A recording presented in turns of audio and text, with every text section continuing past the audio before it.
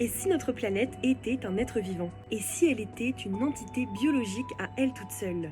Voilà l'idée que nous propose l'hypothèse Gaïa, qui suggère que l'ensemble des organismes vivants serait en fait un tout à même de façonner la Terre pour la rendre propice à l'existence de la vie. En d'autres termes, selon cette hypothèse, la vie serait à même d'influencer la composition chimique de notre planète bleue, mais aussi son pH et même son climat. Élaborée dans les années 70 par le climatologue James Lovelock, en compagnie de la microbiologiste Lynn Margulis, cette hypothèse fit l'objet d'une grande admiration, mais aussi de nombreuses controverses. Mais alors, quels sont leurs arguments pour justifier que la vie ne serait qu'au final qu'une immense créature? Premièrement, l'observation biologique. Effectivement, les êtres vivants ne peuvent survivre que dans des conditions physico-chimiques très précises. Deuxièmement, l'observation géologique. La vie a modelé en profondeur son environnement terrestre, suggérant qu'elle ne serait pas seulement passive. Troisièmement, l'observation climatique. Certaines périodes de notre histoire biologique peuvent suggérer qu'il y aurait pu avoir des sortes de régulation du climat lorsque la vie était menacée d'extinction. Pour Lovelock et Margulis, tout converge pour laisser supposer que notre planète serait en fait un supra-organisme offrant à la vie une existence pérenne. Mais comme je l'ai mentionné plus tôt, cette hypothèse est loin de faire consensus dans le monde scientifique.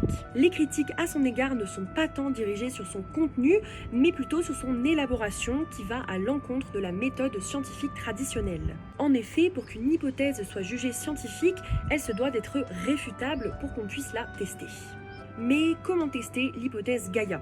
Quels sont les contre-exemples qui pourraient venir la démentir? Malheureusement, la méthode scientifique se heurte éternellement à la même question: est-ce que cette régulation de la vie est le fruit de la nécessité ou bien du hasard? Face à cette énigme, le géochimiste Jérôme Gaillardet estime que l'hypothèse Gaïa s'observe mais ne peut être vérifiée. Peut-être que le maintien de la vie sur la Terre tient simplement à une série de coups de bol.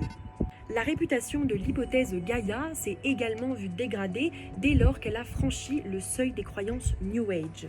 Le néopaganisme a fait d'elle la déesse mère à l'image de l'âme du monde évoquée par Platon. Mais pourtant, l'hypothèse de James Lovelock et de Lynn Margulis n'est pas prête de s'essouffler.